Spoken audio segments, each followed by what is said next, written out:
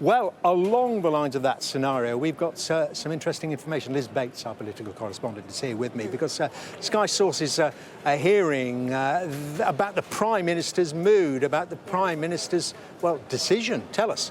Yes, well, we've had the latest on this. After everything that's happened today, we've seen cabinet ministers going in and out of this building urging him to stand down. What we understand is that the Prime Minister remains defiant. He is not going to stand down. He is going to continue in post and try to keep this government going.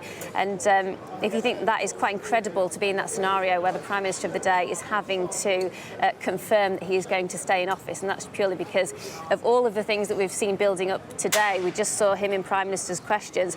That was a really difficult moment for him. Lots of MPs sitting really glumly on the back benches. Well, things have hugely deteriorated since then, and we have this situation, cabinet ministers going in, urging him to stand down. Some of those cabinet ministers, some of the most supportive and loyal people around him, including people like Priti Patel. Also, we understand that she has decided to say that she has switched sides and said to him with a heavy heart that it's time for him to go, that he can no longer carry on. Even the chairman of the 1922 committee, Sir Graham Brady, is understood to be preparing to advise him that he cannot continue and should think about his future. And at the same time as that's been happening over here, we've had MPs across in Parliament discussing whether they can change the rules to force another vote of no confidence. And so he's been pushed and pushed. It does feel like the walls are closing in. Even down at the gates here, Dermot, we can see that there's a wall of people. It feels like things are really closing in on the Prime Minister. And yet he is saying this evening he remains defiant. He will carry on. He still has a few supporters. We just saw Jacob Rees-Mogg